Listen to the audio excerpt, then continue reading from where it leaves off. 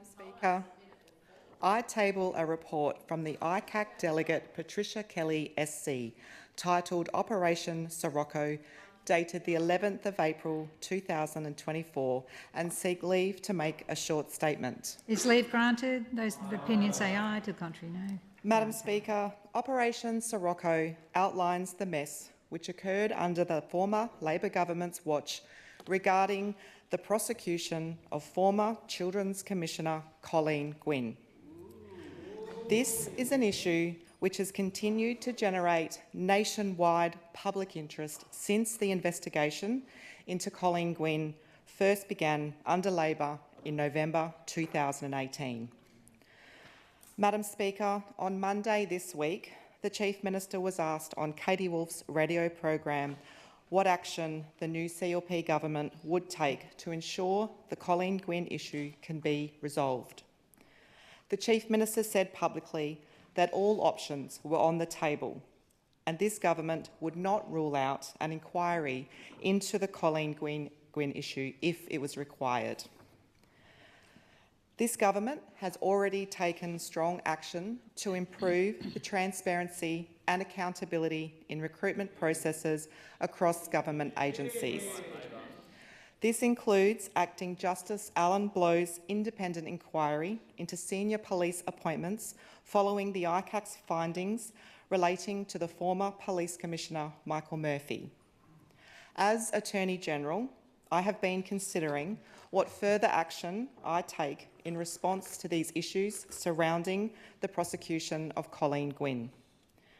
Both the Children's Commissioner and the Director of Public Prosecutions fall within my portfolio responsibilities. Yesterday, my office formally wrote to ICAC to determine whether the Colleen Gwynne issue had been previously examined by ICAC. The ICAC confirmed they had investigated the matter previously, and yesterday afternoon they provided me with the Operation Sirocco report. I had the report overnight and have provided it to the House today. Now that the report has been tabled, I will be asking the Attorney-General's Department for a full briefing on the matter to determine what further action, if any, is appropriate. Madam Speaker, the ICAC Operation Sirocco report states that the police investigation into Colleen Gwynne began under the former Labor government in November 2018. The Operation Sirocco report was finalised on the 11th of April 2024, more than 4 months before the former Labor government was removed from office. Madam Speaker, the ICAC investigation into the Colleen Gwynne issue was delegated to Patricia Kelly SC on the 18th of September 2023, nearly 1 year prior to the election.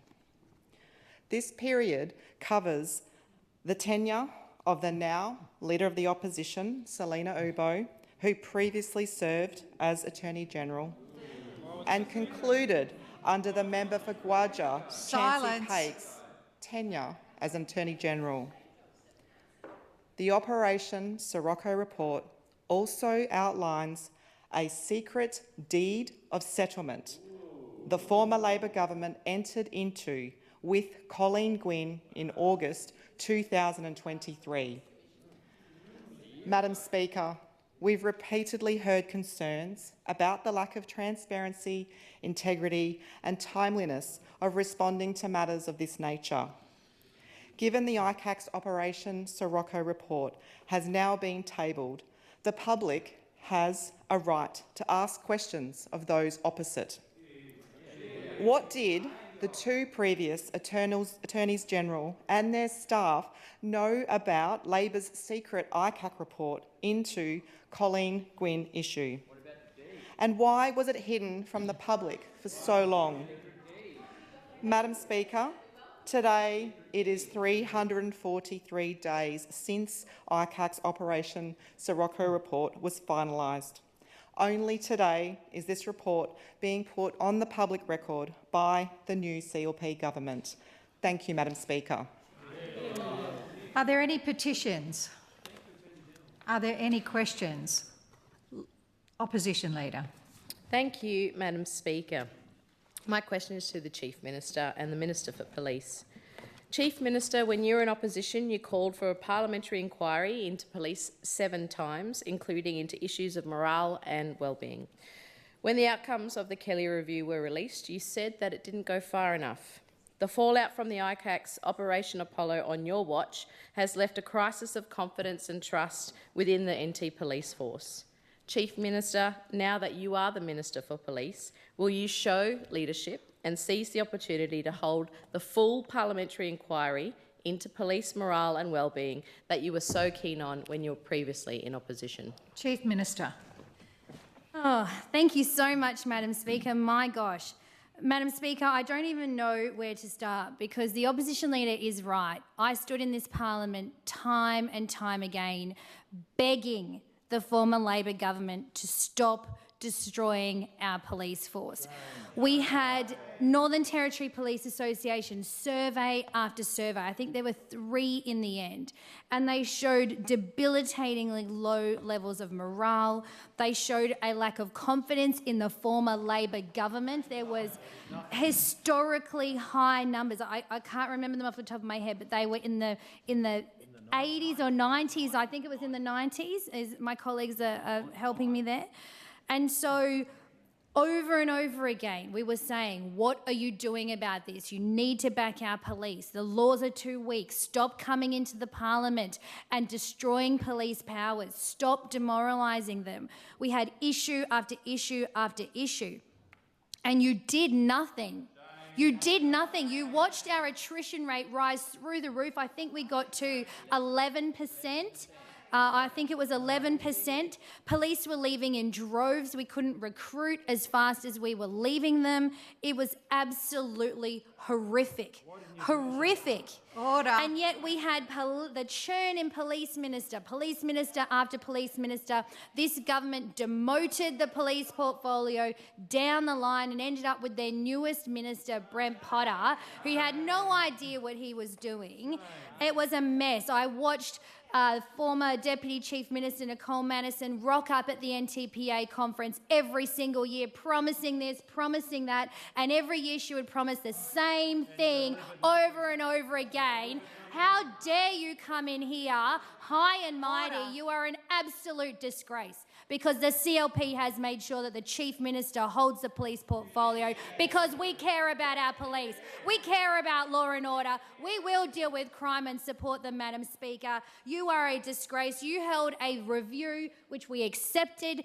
Who knows how much you paid for that review? We've now got a process in place, and thank you very much, Opposition Leader. We move very, very swiftly to deal with, mop up again another Labor mess with our police around this idea around recruitment processes. Take your We've seat, put Chief in place. Minister. Point of order, Leader of the Opposition. Standing Order 110, whilst I know the Chief Minister is very passionate about our police. What's your point of order? The question, Madam Speaker, specifically, will the Chief Minister support the full parliamentary inquiry which she called for when she was in opposition? Chief Minister, you've got the floor. You are a joke. You are an absolute joke to come in here and say that. You are a joke.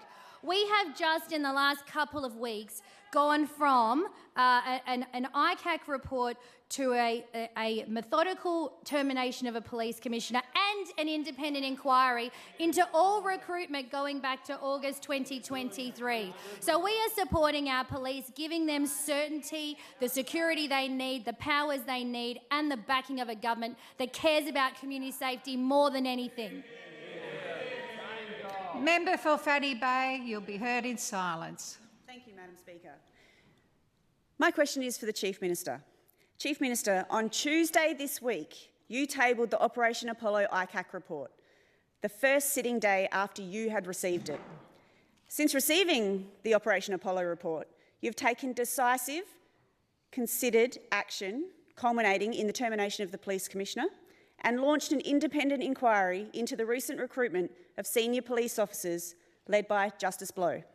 How does your strong action in the past 3 weeks compare to the lack of action on this issue by the former Labor government, in which the member for Arnhem and the member for Goyja were both senior ministers?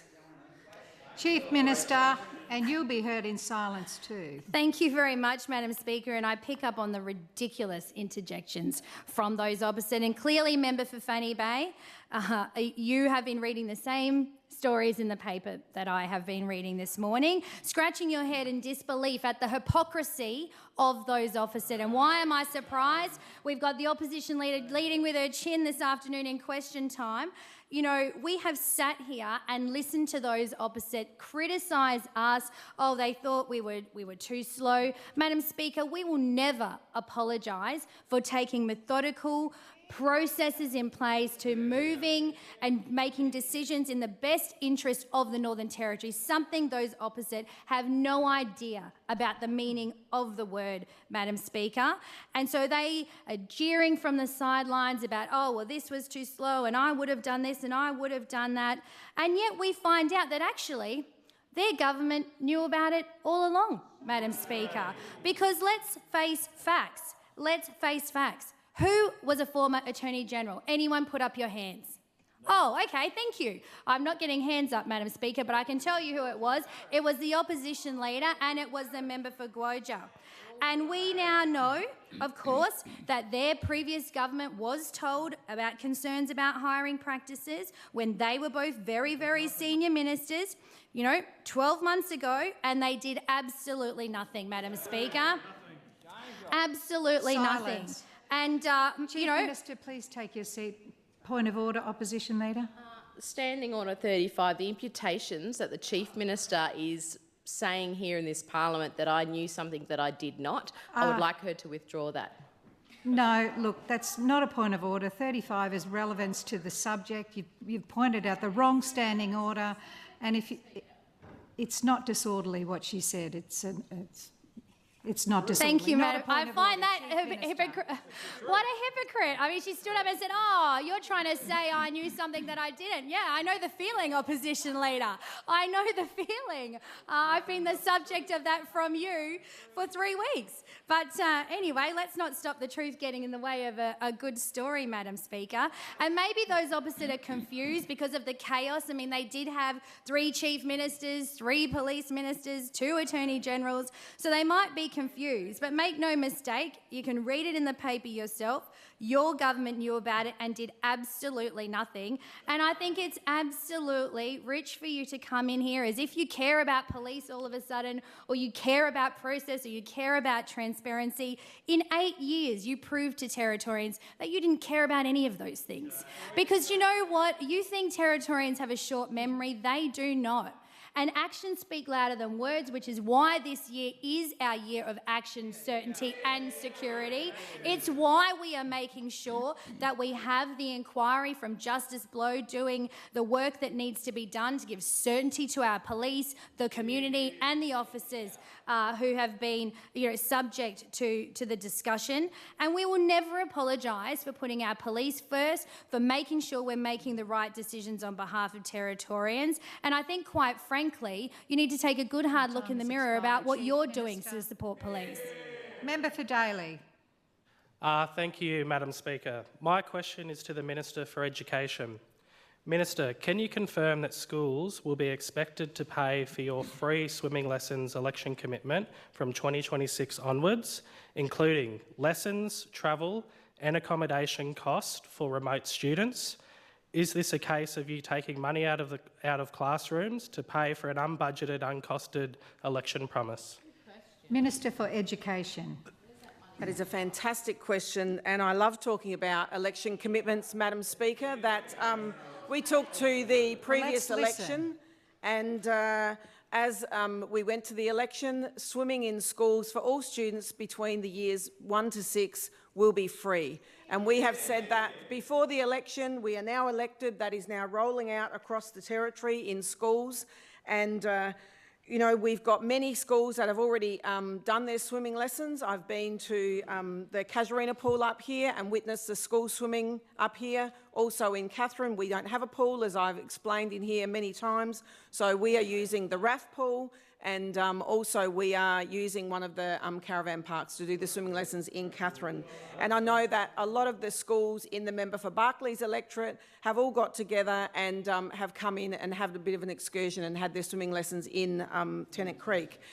So this is a great initiative, Madam Speaker. We know that the drowning rate in the Territory is extremely high, and whilst this we have a lifestyle where people spend a lot of time outdoors. We've got backyard pools, or go down to the waterfront, or go out to you know, Litchfield, Kakadu, wherever you choose to go for your time away, and swimming is the #1 thing in this weather.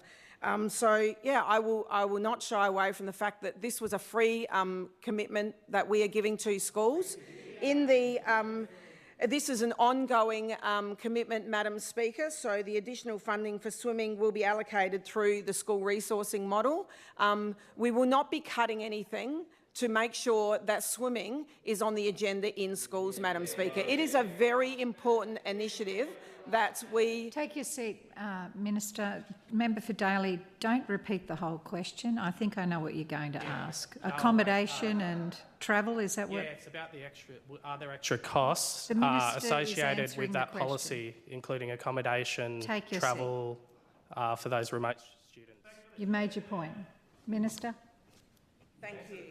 And I was answering the question, Madam Speaker, but clearly they don't like the answer, and they don't like the fact that we are delivering on our election commitments on this side of the chamber. We are a government that are doing what we said we were going to do. We are getting on with the job. We're doing the heavy lifting, which is something that we've listened to for 8 years, while the previous government, the opposition now, did absolutely nothing to help schools and children out in the kids that go to school. They did not give them the opportunity to have free swimming lessons. So that is something that... Minister, I know what you're going to say. Relevance. Relevance, exactly. So You want more it hasn't been information answered on because it's travel around and the travel accommodation. Okay, sit down. There could Minister, be extra cost to that. it's your call. You've got 34 seconds to answer it. Thank you. And we've been through this many times before, Madam Speaker, so I'm very happy to put on the record our free swimming lessons. All schools will be working with the department to work out what is right for their school, whether they be on an island or whatever. There's lots of variations and different ways that swimming lessons can be done. For example, at Gallawinku, you know, then you can get, as I've explained in the House before, you can get massive big blow-up pools from Clark Rubber or whatever. They can go out. It's about water awareness. It's about getting swimming awareness and safety to students right across the Territory. Member for Karama. Thank you, Madam Speaker. My question is to the Deputy Chief Minister. Deputy Chief Minister, we know that Territorians expect the highest standards of integrity from their elected representatives. And I note that opposition members have spent question time this week lecturing this government on matters like integrity, transparency and appropriate conduct in public office. Yet we all know that whilst in office, Labor members, like the member for Guadja, were engulfed in misconduct and malfeasance and presided over a deep integrity crisis. The member for Guadja's share scandal, when he was Attorney-General, the Territory's top lawmaker, obliterated public trust. Deputy Chief Minister, how does the CLP government's approach differ from the former Labor government's when the member for Guadja was a senior minister but luckily no longer in our Northern Territory? Deputy Chief Minister. Thank you, Madam Speaker, and thank the member for Karama for this important question, because I know he's a man of integrity. Madam Speaker, a minister who buys shares in a liquor wholesaler that supplies Alice Springs with liquor just 2 months before alcohol bans were lifted has an undeniable conflict of interest and lacks integrity. It demonstrates that the member for Guadja was prepared to put his own financial interests ahead of the health and safety of Territorians, his own personal interests ahead. Madam Speaker, in just the first week after Labor allowed the Stronger Futures to lapse, there were 180 domestic violence call-outs. That's 25 an hour. No, 25 an hour. Sorry, 25 a day, which is 1 per hour, Madam Speaker. 1 call-out per hour because this Labor government failed Territorians.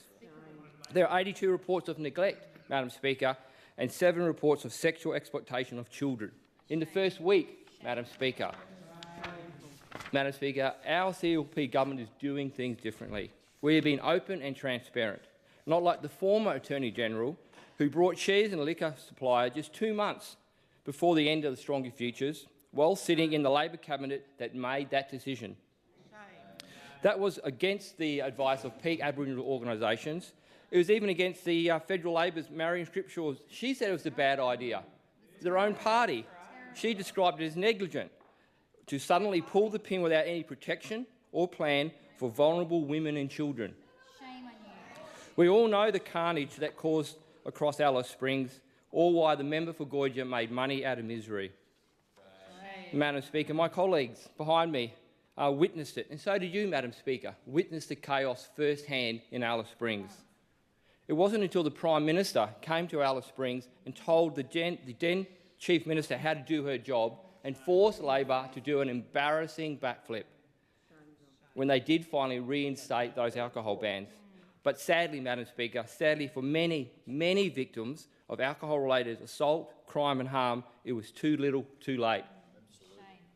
Federal Senator Jacinta Price called for the member for Goyder to resign, and of course he didn't have the integrity to do that.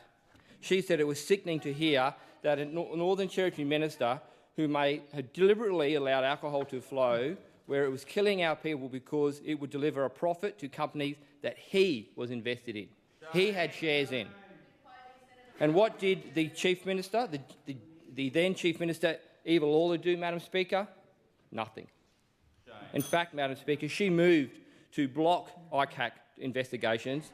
A Labor ran a protection ran it for the member for Goyder. These are all conflict of interest, and it seems to be a theme, Madam Speaker.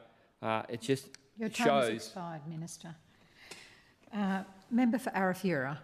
Thank you for the question, Madam Speaker. My question is to the Minister for Education. Minister, so similar to the other question, can you explain how funding was allocated to meet your free swimming lessons election commitment? For example, in my electorate, so comparing, why have Darwin schools within walking distance of pool been allocated $150 per student? The same amount has been allocated to students of Manmaruli School, who will need to fly and stay in Palmerston or Jabiru to attend their lessons. Minister for Education. Thank you, and I thank the member for the question, so I can go and say how we, again, Madam Speaker, are delivering on an election commitment. And I'm not sure what the opposition don't quite understand about the fact that we are delivering for all students, years 1 to 6, right across the territory, Madam Speaker. It doesn't matter whether you're in Galawinku, whether you're in Palmerston or whether you're in Maningrida or wherever you are, you will be able to, or in the Barkly, sorry, member for Barkly, we cannot forget about the Barkly. All students between years 1 to 6 will be getting swimming lessons delivered to them. What they actually don't understand is all situations in their communities are unique and they will be tailored for their communities. So it doesn't matter, as I said before, whether you're at Galawinku or whether you're at Maningrida, if you do not have the capacity to come in, then the department it's actually the School of Sport is now working with those communities and is delivering on these programs, Madam Speaker. So again, I would just like to reiterate that these are essential swimming and water safety skills as part of the education and is part of the broader initiative to provide cost of living relief, reducing financial burden for families. And we know how the cost of living is at the moment, Madam Speaker. So this is another thing, as well as the back-to-school vouchers, that families do not have to fork out from their hip pocket. So, as I said, you know, I'm not sure how many times I can explain to the opposition of how swimming lessons will be delivered out in remote areas, but they will work with the School of Sport and they will work out what is best for that community, how they will get out there, whether it be with Rural Life or YMCA, whoever is delivering the programs, Madam Speaker. And as I said, there are plenty of places out there that I know that it's been looked at, the massive big Clark rubber pools that you can get. It's about water safety awareness. So it is a whole lot easier, Madam Speaker, and it is more efficient to take the school, the pool out to the communities and deliver it out there, as opposed to bringing all these people into communities. And I note the opposition leader is continuing to, yell out across the floor, Madam Speaker, but I'm just not sure what they actually don't understand about the fact Silence. These are free swimming lessons, Madam Speaker. This was a $3 million commitment at the election to deliver free. Free. Did you understand that? That means $0, free. So I'm not sure how else I can explain that to you, but all schools will be getting free swimming lessons. Thank you, Madam Speaker. Member for Blaine. Thank you, Madam Speaker. Madam Speaker, my question is to the Minister for Local Government. Minister, integrity in government is incredibly important, and I know how much you value it as a member of this chamber for the past nearly 5 years. This week, we have heard those opposite question our government on integrity. Minister, can you please explain to the House how our government is restoring trust and not falling into the same traps as the previous Labor government? Minister for Housing, Local Government and Community Development. Thank you, Madam Speaker, and I thank the member for Blaine for this important question. I know that he shares the same values as I do. For over a week now, Madam Speaker, we've heard Labor question the integrity of the CLP government. They have relentlessly scrutinised us over the handling of the ICAC report into the former Police Commissioner and his termination, and questioned our integrity over the Territory Coordinator Bill. It's a bit rich coming from Labor, Madam Speaker, considering the allegations surrounding the former Chief Minister Michael Gunner and the $40,000 taxpayer-funded travel scandal in the lead-up to the 2020 election. Madam Speaker, the CLP grilled the former Chief Minister about the alleged misuse of taxpayer funds in Parliament back in December 2021. He didn't answer any direct questions, but he did not deny that the taxpayer money had been used for his own election travel, approved by his brother-in-law. Mr Gunner also refused to answer 4 written questions tabled through the parliamentary process about Labor's taxpayer-funded 2020 election campaign travel in contravention of the rules meant to protect us against the misuse of public funds. Under caretaker conventions, elected officials are not permitted to charge taxpayers for travel for party political purposes during an election campaign. This scandal was originally exposed by the NT Independent back in November 2021, which revealed that the Chief Minister's brother-in-law, Ryan Neve, approved tens of thousands of taxpayer dollars for Mr Gunner to travel to remote communities in marginal seats during the 2020 election campaign that Labor was hoping to win on the same day remote polling was occurring in those communities. That's how they lowered their standards. This is a direct contravention of caretaker provisions established to prevent the misappropriation of public funds. Documents through the Freedom of Information laws also showed that Mr Gunner and Mr Neve claimed trips were ministerial travel during the caretaker period, despite no record of meetings taking place. One trip to Timber Creek was clearly a campaign photo op, which would also fall under party political purposes. I can remember him even coming to the Barclay during the election campaign in 2020. The facts are, Madam Speaker, Mr Neve worked in the Chief Minister's office, and at the time of the trips, he wasn't working in the department, although he was later promoted to an executive-level position. Madam Speaker, the former Chief Minister may have escaped ICAC, but has not escaped the notice that sums up this blatant hypocrisy of Labor. Leader of the Opposition. Thank you, Madam Speaker. My question is to the Minister for Education. On the 6th of December last year, Minister, you announced on social media that Clyde Fenton Primary School long day care would remain open in Katherine. I understand that parents have been notified that it will in fact close in just a few weeks at the end of term 1. Minister, in your own very electorate, why have you not done more to support the parents of Katherine and the carers of Katherine to help keep the doors of Clyde Fenton Daycare open? Minister for Education. Thank you, and that's a great question so that I can update the House on what is actually happening with Clyde Fenton.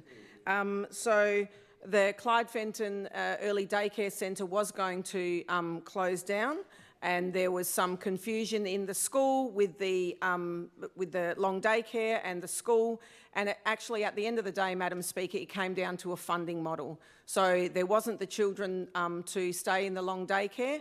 The department has been working with Clyde Fenton Long Daycare to work out for those children to go into another daycare centre, and that's actually still in the process. So yes, there is a time coming up, and I'm not actually aware of what that date was, but that long daycare centre will be finishing up. It is a pre-school centre, so all preschools do actually get a teacher in them. So, Madam Speaker, those children, whether they are in long daycare or at the preschool, they are getting the same care. So those families will be offered another care centre, and I think that's actually the Kentish, they're working with Kentish Childcare in Katherine, and that's going to be an option for that school. But it just was the case that it didn't work out for the school and for them to carry on with that long daycare centre. As a funding model for the school, we tried to work with the school to keep that there, but it just wasn't the case that it could carry on. Thank you, Madam Speaker. Member for Goyder. Madam Speaker, my question is to the Minister for Logistics and Infrastructure. Minister, Territorians are struggling with the cost of living, particularly for things like the cost of housing and fuel. Of course, not everyone has access to a taxpayer-funded fuel card. Minister, can you please update the House on how the CLP government is in touch with Territorians regarding the cost of living? Minister for Logistics and Infrastructure. Thank you, Madam Speaker, and I thank the member for Goyder for the question. And I did recently see the Leader of the Opposition on State Line, and she was right to say that the previous Labor government had lost touch, and I can tell you, Madam Speaker, she was right and she's still right. Because the 4 remaining members of the Labor opposition are from that very government the Leader of the Opposition claims lost touch with Territorians. Madam Speaker, there is no new talent in the Labor Party parliamentary wing. There are no new members in Parliament for the Labor Party who weren't a part of that train wreck of a government. And Madam Speaker, we constantly sit here and get lectured by those opposite about integrity and that they are the new Labor Party, something that rose from the ashes, if you like. Sounds like the phoenix rising from the ashes, Madam Speaker, but Madam Speaker, I think it's more like the smouldering of that train wreck. But, Madam Speaker, when half of the opposition Labor Party room uses taxpayer-funded fuel cards, like Bunnings gift cards, on Boxing Day, I just sit over here and I laugh. We can never forget when in 2022 the member for Daly charged taxpayers more than $2,600 on his fuel card for a scenic road trip from the Northern Territory to Noosa in Queensland along the New South Wales northern coast. And Madam Speaker, we also can't forget when the member for Gwadja charged taxpayers $800 for interstate travel to visit South Australia's wine country in December 2022, while Alice Springs was seeing a significant increase in crime. Madam Speaker, it also appears the member for Daly charged taxpayers for a healthy amount of beef jerky and iced coffee, with the numbers not adding up on his fuel purchases. Maybe he can ask the member for Gwadja to help him with the numbers and work on his accounting. We constantly sit here, Madam Speaker, in this chamber listening to the member for Gwadja's 40-minute yap sessions while he tries to lecture us on the integrity of politics. But he is the biggest hypocrite of them all. Madam Speaker, we heard the Leader of Opposition on State Line talk about internal politics. Madam Speaker, we all know the member for Gwadja wants the opposition leader's job. Madam Speaker, the member for Gwadja fancies himself. He loves the limelight, but I can tell you now, Madam Speaker, I don't think that people of the Territory love him very much. Unlike those opposite, the CLP government got straight to work to deliver cost of living relief and put money back in the pockets of families in the Northern Territory. Thousands of people have already taken up on the free one-year licences and our First Home and Fresh Start grants. Over 400 Territorians into their dream home, Madam Speaker. Because, Madam Speaker, the CLP government is listening to Territorians, something those opposite don't have much practice in. Member for Nightcliff. Thank you, Madam Speaker. My question is to the Minister for Mining and Energy. Minister, yesterday in question time you told activists, which are Territorians that cared about climate, that they are not welcome here and should go back to where they came from. First, I want to assure all Territorians that despite this government's rhetoric, you are welcome here, no matter where you come from. Secondly, I want to assure you, Minister, that despite your thinly veiled threats, I am not going anywhere. I have been inundated with messages on this and there are too many to name, but Minister, the following hard-working Territorians who want climate action and don't want gas expansion here would like to know, do you want them to leave? Emma, GP, mother of 3, been here 11 years. Cam, electrician, father of 4, been here 1 year. Greg, interpreter, 23 years. Megan, pharmacist, 2 years. Beryl, 30 years. Jess, primary school admin, mother of 2, 14 years. Sam, scientist, father of 3. And what about the people born and bred here? Imogen, social worker, Sam and Joe, veterinarians, Millawonga, cultural leader, and every single traditional owner fighting for fracking on their country, Go and tell them, where do you want them to go? Minister for Mining and Energy. Thank you, Madam Speaker, and I really appreciate this question because, Madam Speaker, I can start by saying the gas industry pays for the health system. It pays for the education system. It pays for the police system. Most of those people you just mentioned, I understand, work in the public service or in the health system. Their job is because of the gas and mining industry. They're the industry that props up. They pay the wages. They pay for these microphones. They're the industry that keeps the Territory afloat. And yet, Madam Speaker, we know that the previous Labor government failed the gas industry and they failed the mining industry. They seem to think that the money to pay for the health system, to pay for the education system and to pay for the police to keep us safe just magically appears out of thin air. Just appears, Madam Speaker. Well, Madam Speaker, I can give the member for Nightcliff an education lesson. It does not appear on trees. It comes from the ground and it gets sold, and we use that money to pay for... Minister, take your seat. Member for Nightcliff, what's your point of order?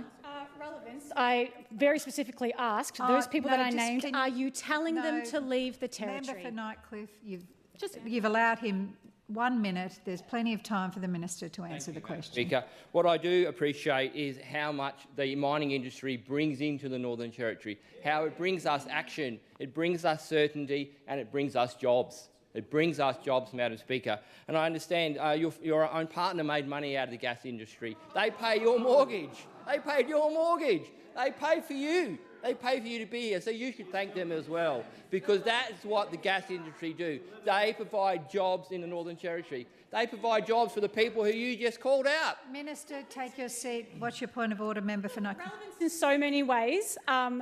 Mostly the question that I'm asking that you seem incapable of answering. Put on your big boy pants. Answer these Territorians. Are you telling them to leave? Member for Nightcliff, what he's saying is relevant to the question you asked. Please continue, Minister. And I'll go back to what I say about saying how I support the gas industry, and I thank them for being here. I thank them to be able to put the money into the Treasurer's bank account to be able to pay for this chamber in today, to pay for the vehicles you drive, to pay for the fuel, to pay for the mechanics, to pay for the hairdressers, to give them jobs, Madam Speaker. So I ask anyone out there who wants to support the gas industry, welcome to the Territory. Please come here, please stay, bring your families.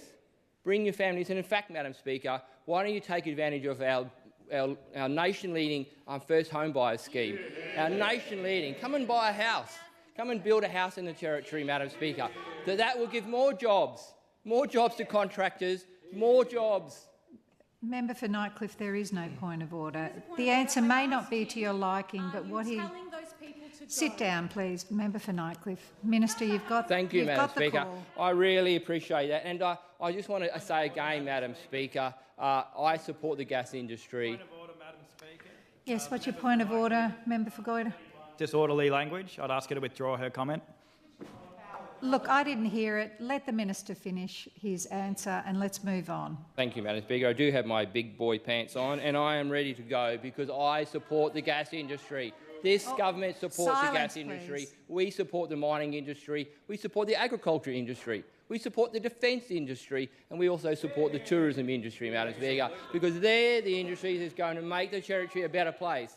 What the Territory is worth fighting for, Madam Speaker, and that's probably the reason why I'm here, because I think it is, and this previous Labor government destroyed what I precious, what I really appreciate, the Territory lifestyle, and they destroyed it. And we're here to fix it, and we support the gas industry. Drill, baby, drill. Member for Karama. Thank you, Madam Speaker. My question is to the Attorney-General. Attorney-General, as you know, this week there has been significant media and political commentary about conflicts of interest, integrity in government and decision-making processes. Labor has tried to paint our government as lacking transparency. However, Labor's own record on integrity tells a different story. Here's another example. Natasha Files had to step down as Chief Minister for owning shares in South 32, the company that runs the Gemco mine on Groote Island, and in major gas company Woodside Energy Group. As the Chief Minister, she was making decisions about a company which she owned shares. Attorney-General, isn't it a bit rich that Labor question our integrity knowing they don't practice what they preach? Attorney-General. Madam Speaker, and thank you to the member for Karama, because this is a great question. This is an example of the ultimate hypocrisy.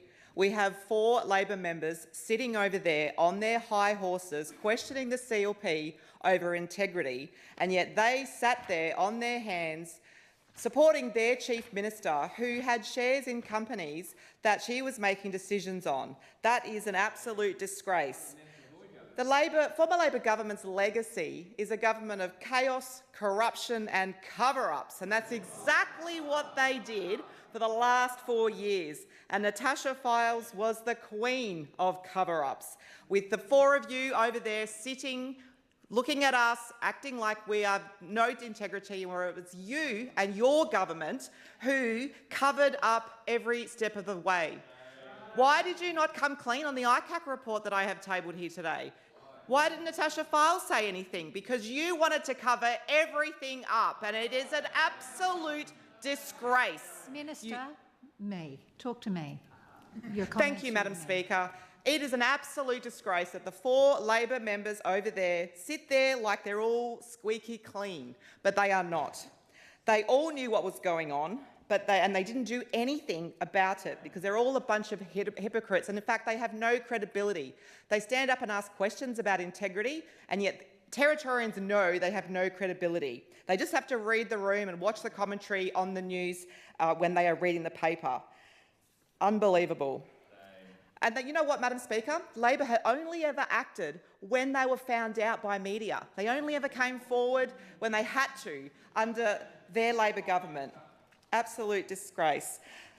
The Leader of the Opposition, Madam Speaker, I want to ask her, through you, when the Leader of the Opposition's constituents on Groote Island complained about their health concerns of the mine, why did you say nothing about that? You literally backed in your Chief Minister, said nothing because you knew that she owned shares in the mine. Absolute disgrace. Absolute disgrace. Natasha Files dug herself a hole, and the 4 of you just sat there listening to her go on and try and unwind everything that had happened, but under your watch everything was unravelling because you were so busy focusing on yourself, so busy trying to cover up everything that was going on that you let the Territory go into rack and ruin. It was an absolute disgrace. Territorians knew about it and they had enough, which is why they are now sitting in the opposition, Madam Speaker. That's why Territorians voted emphatically for change, because they were sick of the cover-ups and they were not going to put up with it any longer. Member for Mulca. Thank you, Madam Speaker. Question to the Minister for Corrections. Minister, is the Halls Youth Correction Facility already had capacity? Is the intentions to place more than 1 child in a cell? I am very concerned that this could be dangerous for children who share a cell with another child person, especially for they are not from same community, a clan or family. Is there an intention for young people to share cells? Thank you. Minister for Corrections. Thank you, Madam Speaker, and it gives me an opportunity to talk about the absolute chaos and debacle about the Youth Justice Facility under the Labor government's watch. Madam Speaker, we know that the youth up here in the Territory need to have wraparound support, and they need to have special treatment to make sure they have the best start in life to be able to become people who can value add to our community. Madam Speaker, we know that the former Labor government were attempting to deliver that project, and there were 2 years delay. Now, this is going to get you a good one, $70 million over budget. $70 million over budget, 2 years delay. So, Madam Speaker, what does that really mean? Madam Speaker, what that means is for 2 years, people in the youth justice services weren't getting those services. They didn't have the state-of-the-art. They were in a facility which the former Labor government said that it wasn't fit for purpose. They put him into a former detention centre, jail at Berrima. So these youth weren't, for 2 years, Madam Speaker, weren't getting those wraparound services that they expect. And they need that, Madam Speaker, because some of these children come from communities and some homes, some, not all, which are terrible, absolutely. And those communities are terrible, Madam Speaker, because the previous Labor government failed to look after them. They failed to spend money where it needs to be. They failed to protect those vulnerable people. And that what happened, Madam Speaker, the children fell into the justice system and went into a place which wasn't fit for purpose. So, Madam Speaker, to ask the questions about numbers, as of the 12th, just a few days ago, there were 32 youth in that facility. So it can fit up to 80. So there is a lot of room in that facility. So what that means is that those youth, those young offenders, have these wraparound services. They go to school. I've been there. I've seen those facilities. I've been to the one in Alice Springs. I've been to the one in Darwin. And, Madam Speaker, as part of our master plan, we're moving these youth, young offenders to Darwin to give them better support, to better wraparound services, to allow them to make better opportunities and be better citizens as they get older. Because, Madam Speaker, what this side of the chamber don't want, unlike that side, we don't want them to see them in the adult prison. We want to give them an opportunity to have education and to be able to make better decisions.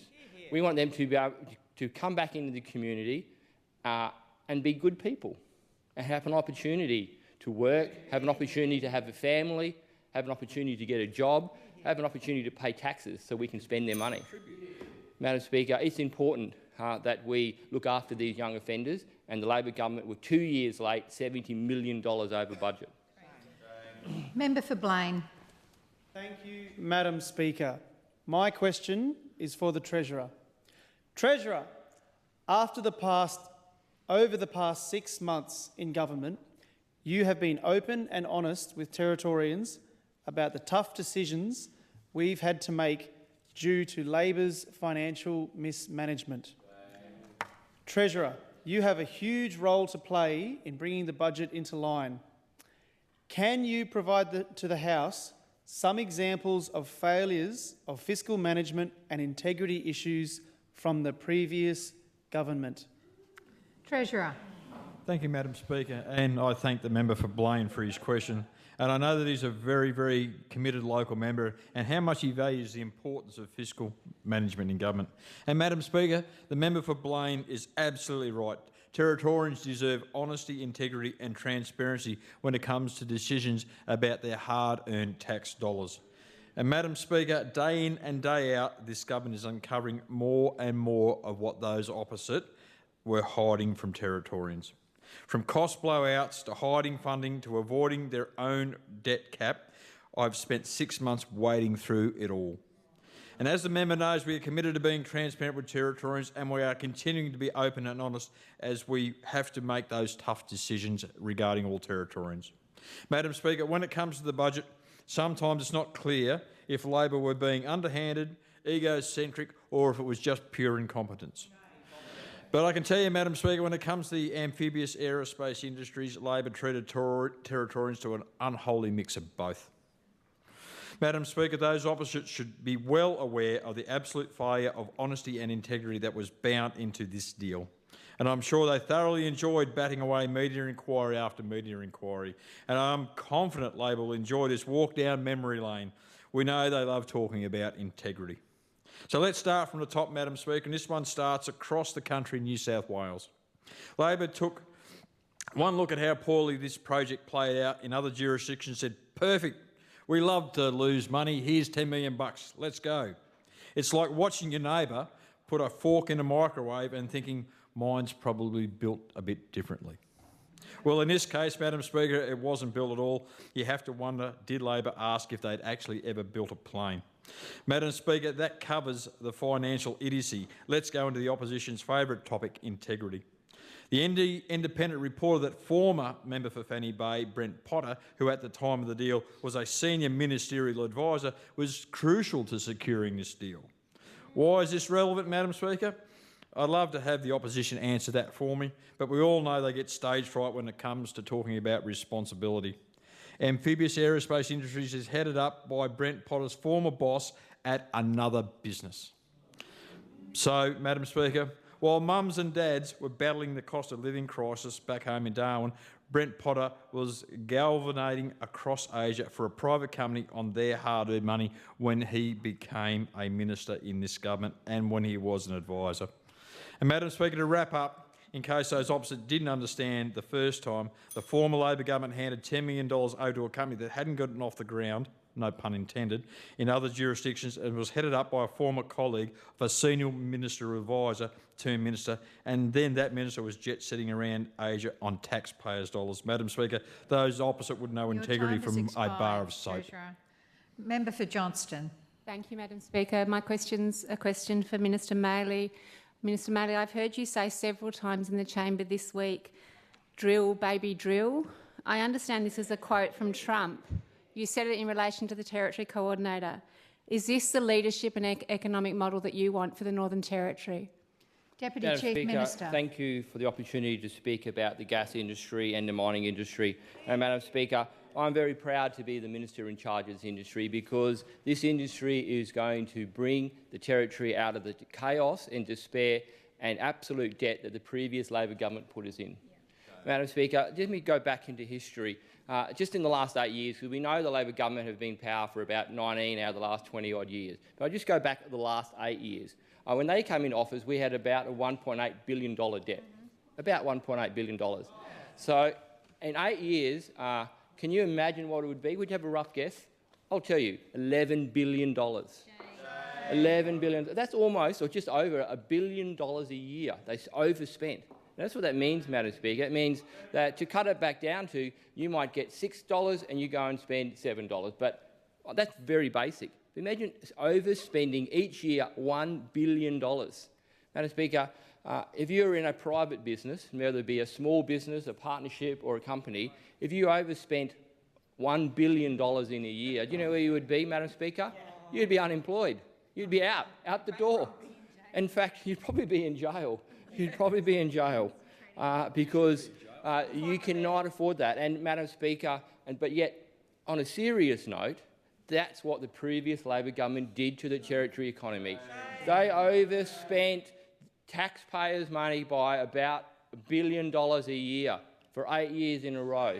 And the mining industry and the gas industry is going to help us get back on our feet to be able to, get this, Madam Speaker, pay for the health system, pay for the education system, and pay for our police. Pay for our police to keep us safe. Because that's another story, and unfortunately I don't have an hour to talk about the community safety and how it absolutely went to the dogs under the previous Labor government. People were getting robbed, there were assaults, the crime rates are going through the roof, Madam Speaker. Take your seat, Minister. Remember for Barclays crime rate.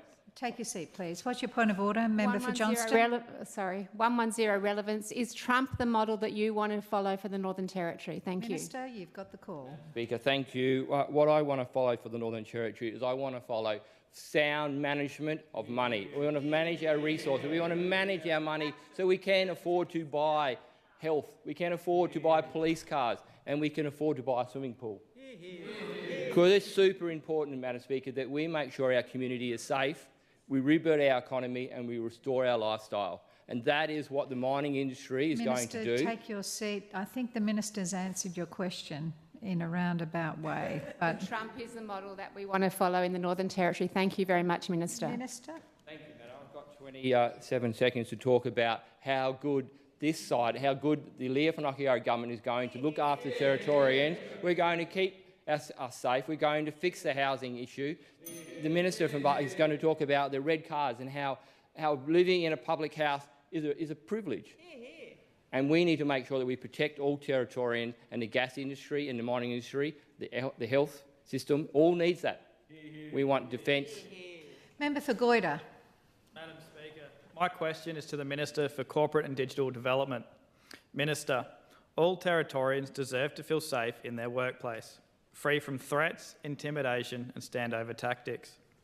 As members of the Legislative Assembly, we're expected to uphold the highest standards of workplace behaviour and respect for the Parliament and its leadership role in the Northern Territory. Minister, how is your experience in the Northern Territory Parliament and the experience of your colleagues aligned with these expectations? And can you please highlight any failures to meet these standards of which you are aware? Minister for Corporate and Digital Development. Thank you, Madam Speaker, and I thank the member for Goyder for his question. Feeling safe in the workplace is a fundamental right of every single working man and woman, regardless of their role. Absolutely. I remember a very distinct failure to uphold these standards, Madam Speaker, and it was one that I myself was a victim of. Upon exiting Parliament House following parliamentary sittings and an evening back in 2020, I came across an individual who verbally abused and sought to intimidate me regarding comments that I'd made in this Parliament. Vicious and threatening comments, Madam Speaker. I was a new member of this Parliament at the time, and the experience shook me. It was confronting, and I'm sure many people in this chamber would agree that they would feel the same way under those situations. It should come as no surprise to anyone that the verbal abuser was a Labor advisor to the then Attorney-General Selina Yubo, who is now the opposition leader, an advisor who is also now the member for Daly and Deputy Opposition Leader. I wish I could agree with the Leader of the Opposition, who back in 2020 said it was out of character for the now member for Daly, but I would not be speaking honestly, Madam Take Speaker. your seat, Minister. Leader of the Opposition, what's your point of order? Standing Order 109, Part 5, a critical question around the character or conduct, and I ask you to rule on that, Madam Speaker, as the critical question, critical of the character or conduct of persons, may be asked in writing. I'll just might get.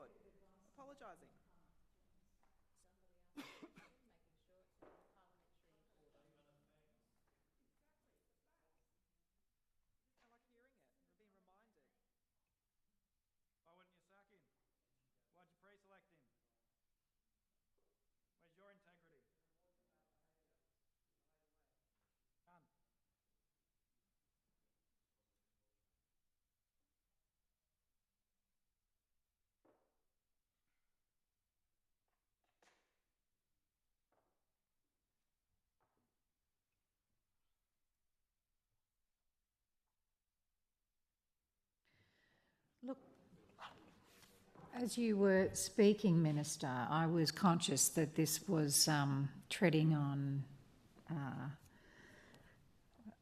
a very sensitive area. The standing order that the Leader of the Opposition has referred to, questions may not be asked which reflect on or are critical of the character or conduct of those persons whose conduct may be challenged only on a substantive motion, and questions critical of the character or conduct of other persons must be asked in writing. Look, can I ask you to not proceed any further with your discussion around this point? Madam Speaker. The conduct of the member for Daly. It allegedly happened before he became a member. I think we just need to be just a little bit careful of how we proceed in this space. Absolutely respect your ruling, Madam Speaker, and it's interesting that the opposition leader doesn't want to speak about integrity. But let me refer to the Leader of the Opposition's adjournment speech from the 13th of February, a speech in which she highlighted the disgusting arrogance and lack of honesty and poor behaviour on display by CLP members, Madam Speaker. Those were words that the opposition leader spoke in this chamber, along with accusations of pure nastiness. Then there's the Leader of the Opposition's reference during the same speech in this parliament saying the standard you walk by is the standard you accept. So where along the way, Opposition Leader, would you say that your standards have changed?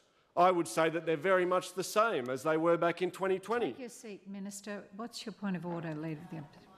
Member for Breitling to direct his comments through the chair. He's reflecting on the chair in his commentary as he fires up on his answer. Take your seat. I don't think that's a point of order. Minister, continue. Thank you very much, Madam Speaker. I would say they're very much the same as they were back in 2020. Madam Speaker, when the now the opposition leader accepted and then rewarded poor behaviour and pure nastiness, the opposition leader also said she felt unsafe in this workplace. Minister, take your seat. Point of order. 109 Part 2 Section D, imputations by the member for Breitling in his manner of talking through his answer. Look, there's no point of order there. There's no imputation there. Please continue. During a speech in this parliament, Madam Speaker, the opposition leader also said she felt unsafe in her workplace. Just imagine, Madam Speaker, having to come into work after being verbally abused and intimidated after dark as a very new member of parliament and not knowing if it's going to happen again. How is that for feeling unsafe in your own workplace? The opposition have been slamming us about integrity, Madam Speaker, yet I have not experienced integrity from the opposition since I first entered this parliament in 2020. Accusing us of being nasty and making us feel unsafe? There is more integrity in the Chief Minister's pinky finger than in both the opposition leader and her deputy, Madam Speaker. Member for Gwadja. Thank you, Madam Speaker. Madam Speaker, my question is to the Minister for Education. Minister, Yiparunya School is an important educational facility in Alice Springs, particularly for children from town camps. Can you confirm the Department of Education recently reviewed Yiparunya School, including its use of government funding and finances? If so, what were the parameters of the review, and will you table a copy of the report on the findings? Minister for Education. Madam Speaker, thank you, Member for Gwadja, for the question. And I'm not sure how much I can say about that, Madam Speaker, because it is actually under review. I'm not I haven't got the report from that the department has done, but I know that they are looking into it and doing that. So I can potentially give the member for Gwadja an update on that at another time if he likes, but I don't have that information in front of me, Madam Speaker. Yes, what's your point of order? Member for Gwadja. Relevance. I'm very much appreciative of your response, Minister, for highlighting there is a review. Are you able to advise the Assembly on what the parameters of that review are? Yeah, as I said, Member for Gwadja, that is an operational issue by the department, and I don't have that in front of me at the moment, but I'm happy to give you that information when I get it. Point of order, Madam Speaker. I don't think that the Minister's got anything more to say. Is that? I'm just clearly asking Have you finished your contribution, answer, Minister? Or were you sitting down for the point of order? Okay. What's your point of order? Thank you. Member for Thank Gwadja? you, Minister for Education. I'm simply confirming, is it in relation to school attendance or is it relation into financial and administrative arrangements? We've got that question. I don't think the Minister can answer it. There is a lot of delving into of the whole school, Madam Speaker, as a whole, and I would like to remind the member for Gwadja that it was actually, this did happen under the previous government, and it is on my watch that I have asked for this report and the report, and we are trying to work with the school to fix this issue, and it is ongoing. So, as I said, I don't have any further information. Minister, take your seat. Any more than 3 points of order is usually a distraction, so this better be good. Member Goyder. The standing order is 110. Yiparunya School is an independent school. Will you table the report findings when they are completed? That's the same question you've asked pretty much 3 times. There'll be no more points of order. Minister? As I've said, Madam Speaker, I don't have the information in front of me. It is an operational issue, and when I get the information, I will share it with the member for Gwadja. You've answered the question. Member for Blaine. Drysdale. Oh, sorry, Thank you, Madam Drysdale. Go on. What time is it? Madam Speaker, my question is to the Minister for Health. Minister, the Auditor-General released a report earlier this week that looked into, amongst other things, the inappropriate use of public resources by the Leader of the Opposition. The same Leader of the Opposition who today we have heard did not table ICAC reports, supported bully boy tactics and then tried to silence them here today when we discussed them. That same Leader of the Opposition whose staff seem more focused on pinning up rainbow flags in the bathrooms rather than delivering for Territorians. Madam Speaker, can the Minister please provide an update on the House to this important matter? Minister for Health. Thank you, Madam Speaker, and I do thank the member for Drysdale for the question, and certainly he's interested to focus on the integrity issues of the opposition. This incident, member for Drysdale, through Madam Speaker, is just another example of Labor's moral and professional failings. Sadly, Madam Speaker, it appears to be in their DNA. The pattern of the past 8 years of Labor's dysfunctional reign has continued under the opposition leader. Shame. We continue to see the same failure to lead, lack of ethics in decision-making, a moral ambiguity, hypocrisy and a complete lack of self-reflection. Madam Speaker, on Thursday the 30th of January this year, a staffer from the opposition leader's office was captured on CCTV entering a lift near the 4th floor offices of the opposition leader and then exiting onto the 5th floor. Once on the 5th floor, this Labor staffer skulked his way into the 5th floor toilet to put up a poster of my image, superimposed over a rainbow flag in the men's toilet on the 5th floor. The issue happened nearly 2 months ago, and to date, the Leader of the Opposition has continued to run a protection racket for bad male behaviour in Labor's ranks. Sadly, this continues the Labor tradition of acceptance, condoning and sweeping of poor behaviour under the carpet. Was this staffer instructed to make the poster and take it to the men's toilets? And if so, by whom? We still don't know the answer to that question, Madam Speaker. We still don't know. Other than the wet lettuce weef response of the opposition leader at the time, what action was taken? Madam Speaker, you've heard over the past hour a long list of documented poor behaviour, rorts, absence of moral integrity.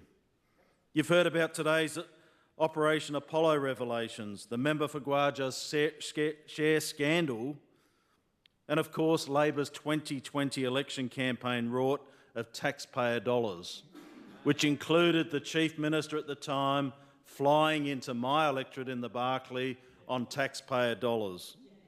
The former leader Natasha Fyle's share scandal, we've heard about that. We've heard about the amphibious planes scandal, the failure to address the Deputy Opposition Leader's behaviour, and Madam Speaker, it was just in the last sittings that a federal Labor staffer's threatening behaviour towards one of the MLAs in this House. Madam Speaker, this is not the standard that Territorians should accept, and the CLP will continue to call it out. Thank you for the opportunity to speak today, and while I'm on my feet, any further written questions should be put on the written notice paper.